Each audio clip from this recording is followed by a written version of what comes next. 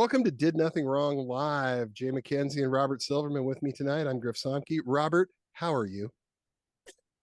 All things considered, I'm pretty good. My Cool. local sports team Nice. won last night. Uh, Uh, hmm so by the time you all are listening or watching this, I will be uh, curled in a fetal ball in a small room with no electricity all day, waiting for Game 6. So I might be feeling Yep.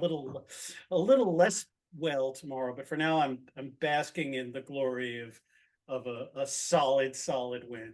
Yeah, Over you're New York getting Knickerbockers. getting a lot of work done tomorrow, it sounds like. So so, good for you. Look, the fetal ball position. It's a multitasking space. Oh, okay. I can sit there with like gut wrenching, crippling anxiety, and also do some light reporting at the same time. And you get like all the stress that you get your exercise done for the week, right? Like burn a Yeah. lot of calories. It's Just better. Look, people who talk about like crunches or Pilates. How have you ever stared deeply into the abyss and had the abyss stare back? No, probably not. Mm, So mhm. that's just from the panic mindset, which I try to live by 24/7. eventually, the cortisol will get to a point where you'll just start, seeing visions and it'll be truly amazing. It's a great place. Like I said last time, I was on a ayahuasca trip with Mike Cernovich. Really, I think as long as the Knicks have enough shooters to spread the floor, I think they will be able to handle Miami's defense, which is designed to pack the paint. So, we talk about these things when we're tripping balls together. I'll bet Cerno is a fun sports topic, fun sports guy to talk with. I bet he's This just is amazing.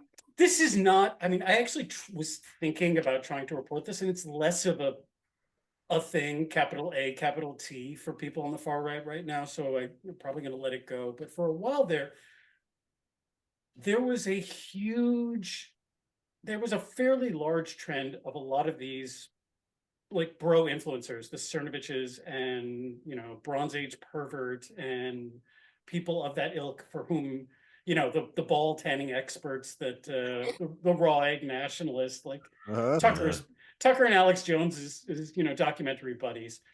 In that subsection of the far right, there was this very concerted effort to tell men specifically that watching sports is gay. Yes. Mhm. The whole Mhm. sports ball thing. Yes, which by the way, they stole from all of us lefty sports bloggers. You stole it. Of course That they was did. our thing. Of course they did. Co-opted it. But yeah, like talking constantly about sports ball and the idea of someone watching a game in a bar with some friends, even, by Yeah. yourself or doing all that stuff was emasculating and a passive voice full of entertainment that led to one's, I don't know, testosterone dropping or becoming less of a human being. And that there was a real like effort on the part of these people to say to men that watching sports is bad. And to me, it was mind boggling just because for my entire life, like the notion of like, being a sports fan was a part and parcel of a particular vision of what masculinity is supposed to The look man like. cave. Yes, That the was man cave. right. The man Or, show for all you I mean, fans of Jimmy Kimmel's early work. Zinger oi, oi, oi. Yeah. That went. So like it was really weird, but not MMA. MMA you Mm. could watch. You could watch MMA because they're beating the tar out of one another. Right. I Mhm. guess that was somehow Sport, because that's they got a mulligan for that one. That one was not included in this bar on watching sports. So how we got to sports ball watching, I don't even know. But it was an interesting subject.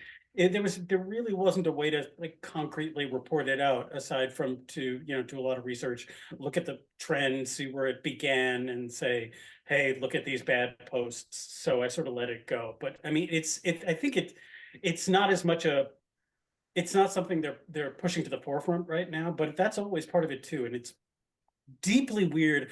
The only explanation that I could come up with for why is because it is a collective shared experience that absolutely transcends political like Oh yeah, boundaries. absolutely. It's a way of isolating their audience even further from collective experiences, which potentially could bring happiness, or usually in the case of the teams that I root for, the aforementioned crippling anxiety and pain and misery. But it is a Well, collective shared experience. I'm if from you Seattle. You don't gotta tell disengage, me. yeah, Believe me, if we know. if Crippling you anxiety in sports. Mhm. but if you disengage from, well, their Twitter feed, then it's going to cost them money. So don't do it. Right. Don't. And it is an interesting evolution though, because I remember reading a lot of the hard right guys, 2016, 17, 18, talking about don't watch sports, don't play video games because it's a waste of time. We Right. only have a limited amount of time. We're not going to create the white utopia if we are keeping It's distracted. Bugman like Ah, behavior. That yes, was what it was Bugman. in 2021 and 2022. When I was looking at this, it was shunted in with Bugman behavior. That if you're a sports fan, it's a passive act and therefore unmanly. And so you are allowing yourself and your mood and your state of well-being and your sense of self to be dictated by these other actual real men who are doing Mhm. something while you are passively consuming this product. So it's therefore gay, I Ah, guess. You know, I think Well, that was you sort of brought the up crest of it. you brought up Bronze Age pervert, and I think the comment that has stuck with me, I think it was within like the last year. And for anybody listening, it was when they're on their kick about their families and not having sex, and women are essentially it's become women are gay, but it's also part of that kick was saying I would never fuck my wife because that's incest. And like the layers, the sort of rabbit hole you have to go down to where that makes sense to you and people are agreeing with him. It's just an alternate reality, and don't think too long and hard on it. But that's where these people are now. That, I'm having a sort of tingling, unnerving sensation in my cerebral cortex, trying to sort of work my way through the logic tree that gets to the point where having sex with the woman you married is. All right, let's Mhm. move on. Let's move on. yeah, it's a little weird. So, speaking of absolutely awful and twisted incel logic, there was a shooting recently, a mall shooting in Allen, Texas. A gentleman by the name of Mauricio Garcia decided that he was going to, as they put it, get a high score. He took his he took his AR-15 to the mall after spending a few days planning out when the timing would be right to show up and get the most people, and shot a bunch of people. Was almost immediately shot himself, but because he was using an AR-15, it wasn't nearly soon enough, and took a lot of other people with him. Well, And and he had body armor because of right, course. he did. Yeah. And there was a lot of dissembling on the part of the right on this. Immediately, they started looking at his last name and saying, well, he's got to be a gangbanger. He's got to be MS-13 or Mexican Mafia. And then it came out that he was actually a security guard over there. And then it came out that the guy had some swastika tattoos, and that the guy had some social media that was covered in Nazi propaganda.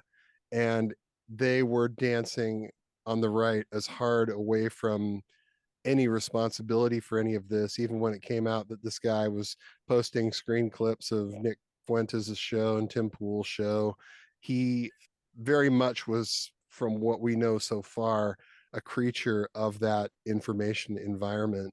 And we got a whole lot of nonsense from those people about, well, he couldn't possibly have been a Nazi because, Latino, which is kind of funny. Um, Pinochet, of course, did nothing wrong too, and they can square that Yeah. circle however they. Noted open source intelligence investigator Ian Miles Oh, Chong yes. and the quasi-sentient Malaysian gaming chair decided that this was a psyop. Real weird. It just Yeah, keeps getting weirder. Yeah. Yeah. What was he doing on concerning, concerning? concerning. What was he Yeah, doing on Russian social media? And I don't know how many far right guys you've seen on Russian sites, but they at least used to frequent them. It's a place where you go where you know you're not going to get banned because nobody cares. Our Matt Walsh had a brilliant series of, like, he went with the same thing. He was like, well, I mean, this is, on the first he was like, well, why was this guy posting on this obscure Russian site, you know, that nobody was looking at? And then 2 minutes later, he starts complaining, well, here's another example of where the FBI was not able to figure out that this guy who was openly talking about planning this mass murder, how did they drop the ball unless maybe they wanted it to happen? And I'm sitting there like, you just said it's a relatively obscure social media site with no moderation, and yet you are mad at the feds for not knowing it existed. Regulating social media sites in Russia, right? Because the FBI is going to do that somehow. Yeah, the FBI has the manpower right now to pay some techie to sit there and scroll this website. Right. Got airtight logic there, man. How many of these people have Telegram accounts? Telegram is owned by a Russian guy, Pavel Durov, who used to own the Russian version of Facebook. Now he lives in Dubai and runs Telegram, and also doesn't have any sort of they have the least amount of moderation that they can possibly get away with. Right. And yeah, of course. I mean, even if he was posting on like, you know, Elon's like new Chan site, like that would have been caught. If he was posting, if he was posting on $8 Chan, he would have been noticed. If he was posting on Telegram, even, it probably would have raised a few eyebrows here and there. But no, he basically used it like it was a diary. And that's a thing with mass murderers, not just far right fascists, and not just, you know, this entire, and not just the incels, and not just the alt-right, not just all these people, these subgroups and subcommunities, like mass shooters as a whole. They see themselves as part of an epic story, and they want to document it. They want to be remembered. They want to be copied. We know that as well. So they do that. They write manifestos. They make, you know, they make a mood board, for lack of a better word. You know, they make the homeland. What was that movie where we see Claire Danes, you know, with her giant wall of these things? They want it to be like, they want to go down in infamy, and the only way to do that is to, like a bad James Bond villain, lay out their evil plan step by step. And honestly, this was the perfect place to put it, where presumably he used his home account and it's on his IP. The FBI can find that very quickly. They have a difficult time taking that down because it's in Russia. So if it was on servers in the United States, they send a letter, it's down immediately. It's in Russia, it stays up for God only knows how long. He wanted it to be seen, and it was seen. And the right didn't like it, and they lost their ever-loving minds. And then, honestly, just Tim Pool, who apparently the guy was a fan of, just really came out and said, I don't care. Yeah, that's where he's at. Yep, exactly. Yeah, he said. He said his words were, I think it's funny. Yeah. I think it's funny that, you know, he got reached out for comment by the SPLC and by the BBC, and probably another couple of sites and media properties that reported out the story, and asked him for comment. He ignored it and then talked about it the next day. And he said, you know, I think it's funny that all these people are blaming me. And Tim, no one is blaming you explicitly for this. I'm talking to Tim personally right now, because I'm sure he's a fan of the show. No one is blaming Pool explicitly. He's saying you are part and parcel of this far right misinformation bubble that is absolutely pushing people towards violence, that wants violence. I mean, Tim, the thing that Tim says these days on air now more than ever is every single person, and I think I said this the last time we spoke, so pardon me if I'm repeating myself. He wants all the right-thinking people to flee cities, take their kids out of schools, and arm themselves to teeth. He wants an entire nation of Branch Davidians, is basically what Tim's master plan for solving this is. He says that over and over and over again, because the cities in Tim's twisted twisted worldview, the cities are a Escape from New York or the Warriors type hellscape, where brown people and pink-haired ladies and Antifa are going to come and murder you the moment you step outside your house. And so, and by the way, he's gotten to the point now where he's saying, when things like this happen, these people who get harmed, because there's crime in cities. There's more violent crime in cities in New York than there was a few years ago. It's not even close to what it was in the 70s and 80s when I was a kid, but it's up. But he believes that anyone who still lives in these cities and is a victim of a violent crime, that they deserve it. Right. He's happy that it happened to them. That's the other thing. The thing that all of these commenters, the Pools, the Matt Walshes and the Ian Miles's Chong and all of them, the thing they're dancing around and are just dying to say is, I wish I could have choked that person to death too. Well, that was the entire commentary and discussion on Steven Crowder's show when he's talking about this, and that's what I watched. And I don't want to say informed by, but I listened to the discussion, and they're talking about, okay, let's reason through why this guy did this. Why did he drive from the Hispanic and Black part of town to the white part of town? If he's a white supremacist, why would he want to kill white people? And why did he kill the security guard? And then they have dash cam footage, and they're saying, well, there's a big black truck and they could have run him over. And why didn't they run him over? And it's no concern, no mention of the victim. They don't even mention the victims. Not that they don't mention their names. They just don't even mention it. They find the humor in it, and they try to pick it apart and say, oh, well, here, the story is about what he did and why the media is falsely covering it. They put the picture up of the mugshot of a guy that it was all around social media. They got it wrong. Yeah, the wrong guy. But it's like a game. It's like they're going back and watching somebody play a video game and dissecting the moves they went through. And you've talked about this. You talked about this on the last show, or the normalization of violence. It's like they just assume this is going to happen. It's just going to occur. So let's talk about if you're in that situation, what should you do differently? Or here's why the shooter, it might be a psyop, because here are the things that we don't think make any sense. And that's how you normalize violence, because it's not even like the violence happened. It's just it's like the prep work. It's like they're in the studio making the game, and let's talk about whether or not this is realistic enough. It's insane, but they don't care. And we've gone from being horrified by Brenton Tarrant when he did that at the Christchurch Mosque, when he shot that place up and basically made it look like a first-person shooter as he was doing it, to now they're almost expecting it to look like that. They've got into a normalized thing. There are people who the researchers who have studied the way that all these sites still hold up Elliot Rodger as a kind of saint. All of these, I mean, speaking as someone ostensibly in media,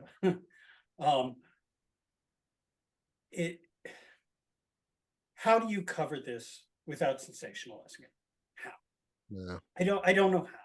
I really, really don't. I mean, there's a lot of conversation about, well, don't say the person's name.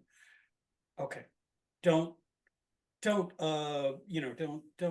show the corpses unless you absolutely have to. And great job there, Elmo. Great job that for 2 days, everybody's. I mean, that's the thing that made me run around begging every single person I knew for a Blue Sky invite, which I got because I'm cool. That was the thing that pushed me over to being like, I have to leave this place. Yeah. It's the 2 days of being without it being flooded with images of stacked bodies. And I'm like, no, that's, So I don't know how, even in a healthy functioning media ecosystem, there is almost no way to cover this in a way that is healthy and um, does something to stem the tide of carnage. So when it comes to that, I am at all. I am fresh out of ideas. I don't know. I have no idea what to do. But really, that was. So when you talk about Crowder sitting there running through it and pretending that they're playing, I don't know. I'm not a gamer, so I don't know. You tell me which insert first person shooter.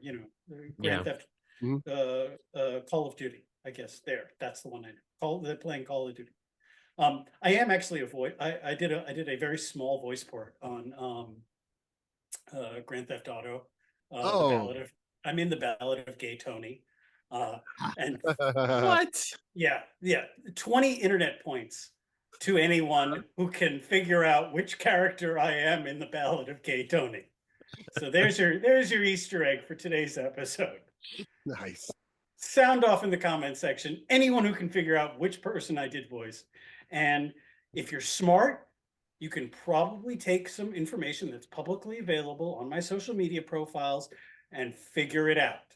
I'll give you that clue. But let's move on. The point that I was trying to make, I got paid $85 and a GTA t-shirt. That was what I got for that work. It was 2 hours long. So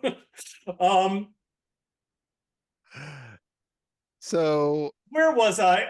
Yeah.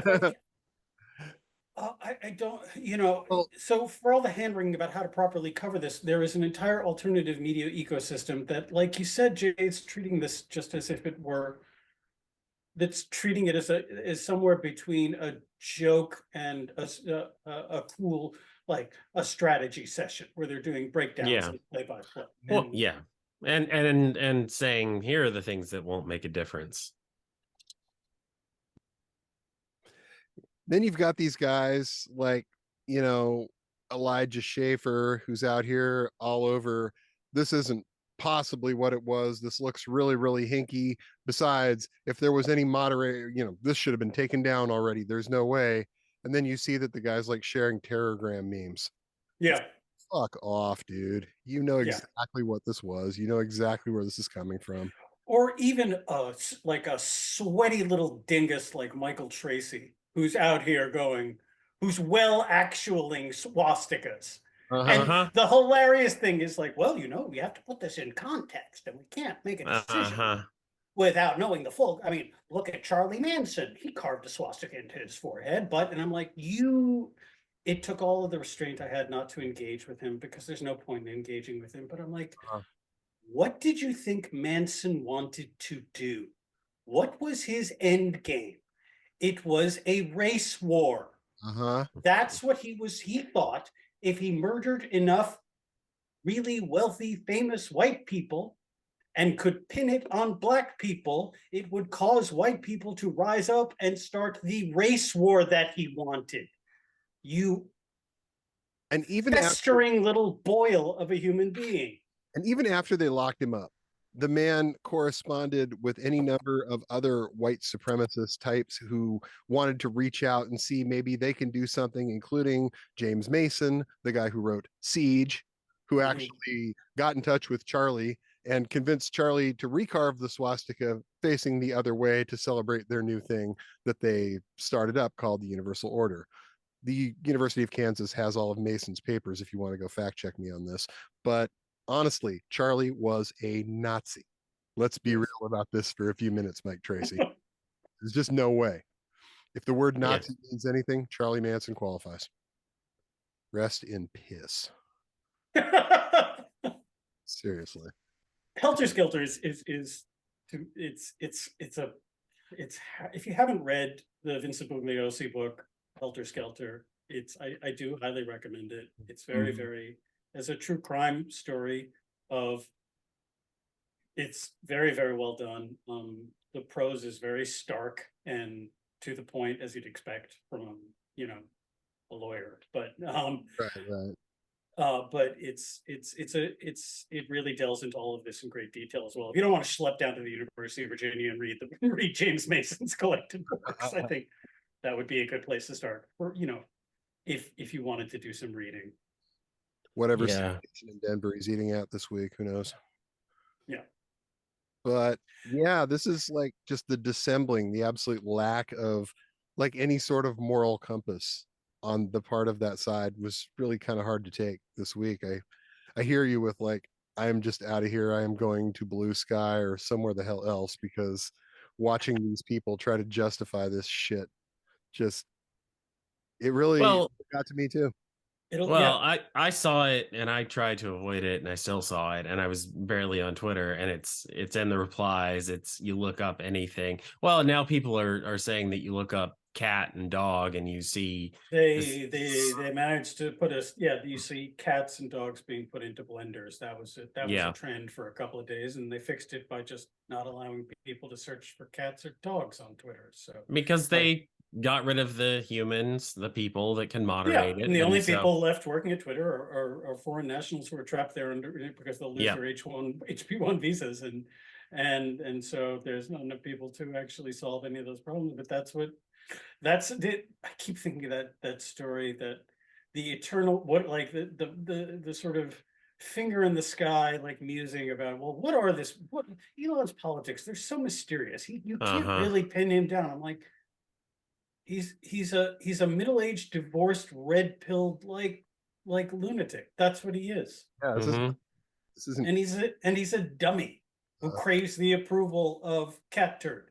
Well, those are his politics. And one of the fact checkers for the BBC on Blue Sky now said something about it. The easiest way to track the conspiracy theories on Twitter is to look at who Elon Musk is replying to. Yeah. And that really is where we're at. And it's, I still feel like the advertisers have noticed because it's their job to notice. The general population is still kind of shrugging at it. He's gonna keep Twitter alive through 2024, and they're gonna use it to weaponize the hell out of this election. This election is going to be. You have no idea how stupid things are about to get. That is my prediction for the next year and a half. It will get so much stupider than anyone could possibly fathom. Yeah, and with the accessibility and the quality of AI now, which especially you get in these campaigns, you get stuff is going to be trending and all over the internet before it gets fact checked, because they're going to be doing 5, 10, 15, 20 disinfo ops at once, and people just aren't going to be able to keep up, and it's going to influence and sway minds and opinions. And by the time, I mean, my one hope is that that anyone who is tracking things on Twitter at this point is already decided how they're gonna vote. I don't think there are a lot of persuadable voters paying really close attention to what happens on Twitter. I don't know where the battlefront is. I mean, the problem is it's still got too many effing reporters on there, so they're going to pay it. Then they're going to be there to pay attention to it, and too many. And it still is. It's not the assignment editor of the internet the way it used to be 5 years ago, or even 4 years ago. So, but I think people are still going to quote tweet it and fact check it, which is, of course, going to blow it up more and more. And in general, the knowledge base, the understanding is higher, but it is a question of how effective it's going to be. But by God, they're going to try everything. Yeah. And it's like you're going to get into a debate. You're going to get into it's even going to be little stuff, like Trump does an interview and he says the wrong thing, or he fawns over Putin too much, and it's embarrassing. And they know that whatever is left of moderate voters in this country is turned off by it. And the right is going to go make a deep fake where he didn't say that. He said something else, and enough people are going to buy it. It's going to be subtle little things that they're going to work into the conversation, and people aren't exactly going to know right away. So yeah, it's I missed the CNN town hall last night because like a cool and good person, I was watching professional basketball, and instead screaming at men in shorts and instead of screaming. That was a better option. Better Yeah. My mom was watching it. And in between, like during the timeouts, I kept like trying to like text her and be like, "Mom, just turn it off. Mhm.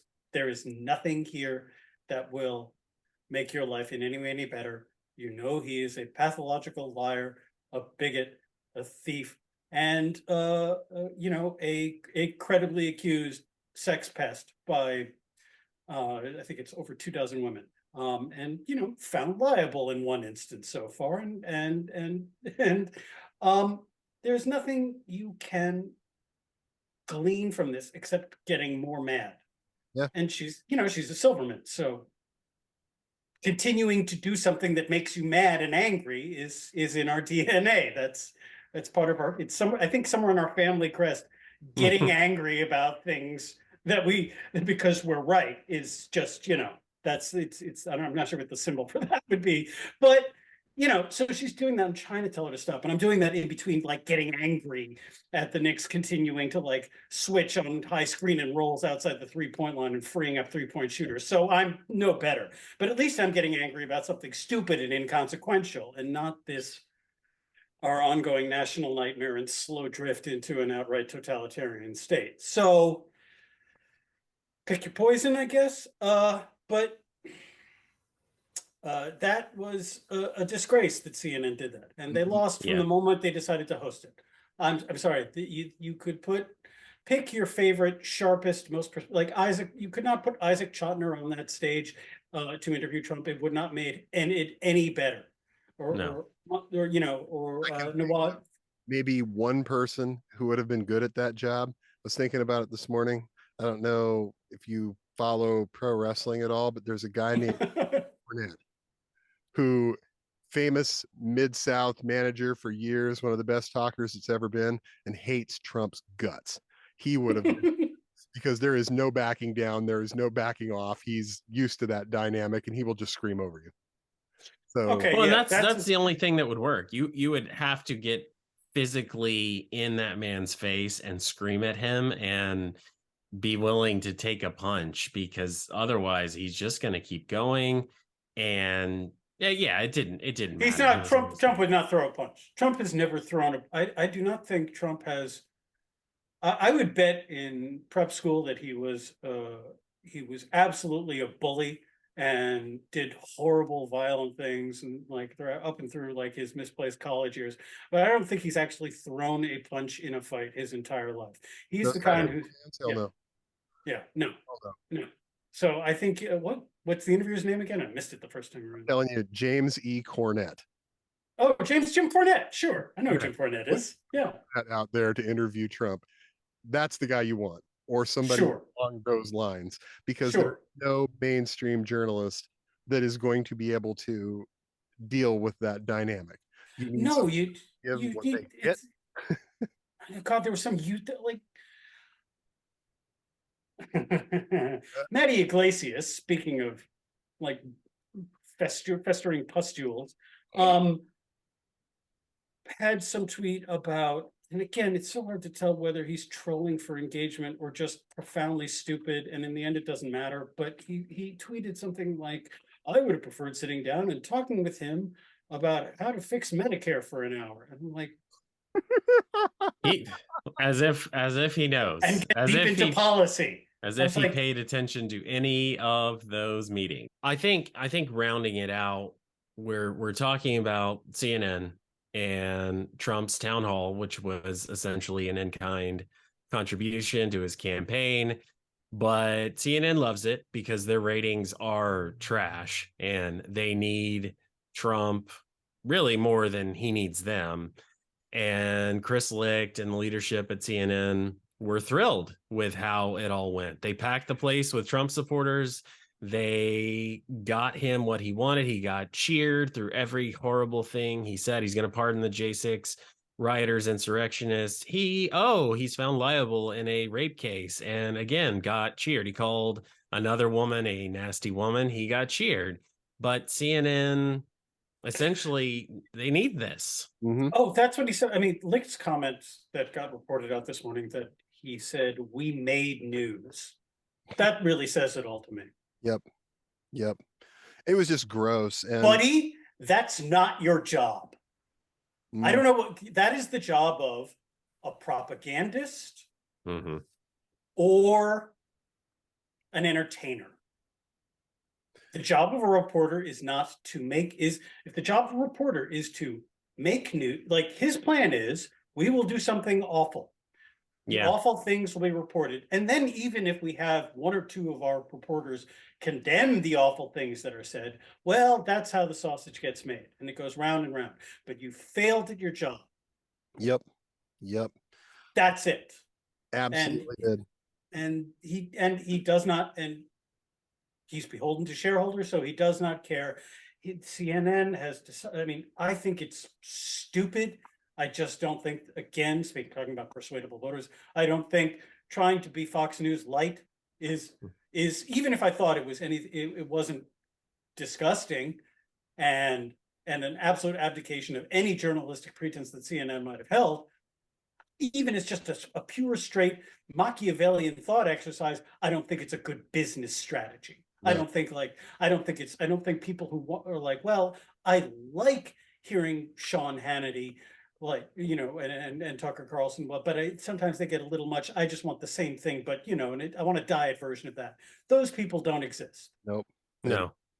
And those people not only don't exist, the ones that do have been conditioned for the last decade or so to absolutely hate CNN. Yes. Been conditioned to believe that CNN is the fake news and the enemy of the people, et cetera, et cetera. Lungen press, I think, is the word you're looking for. Yeah. What are you trying to do? Right. Why do you and if Trump gets 4 more years, first they're going to get sidelined. First they're going to get refused credentials and kicked out of the White House. If Trump wins again, they'll pivot again back to having, you know, they'll find another Don Lemon, you know, to shout, and another Chris Cuomo. Well, they had Anderson Cooper and Jake Tapper after this town hall fact checking him and breaking it down as if anyone's still watching. That doesn't matter. That doesn't matter. Anderson Cooper pulled that same routine tonight where he started lecturing people who were angry at CNN and saying, if you're so ensconced in your little bubble that you can't stand hearing from people who disagree with you, well, then you're doing it wrong. And I'm sitting there going, it's not that I'm hearing people who disagree with me. I don't want to be told lies by a wannabe authoritarian who is supported by people who wants to put me in camps. Exactly. Therein lies the difference. So I don't want that.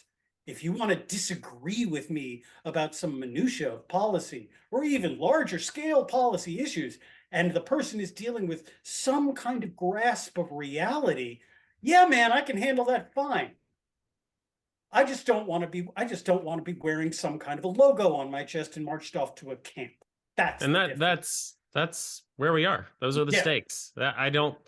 Anyone who says, oh, that's hyperbole is just wrong. It's just wrong. That's where it's going. And like you said, the next year and a half is just going to be stupid.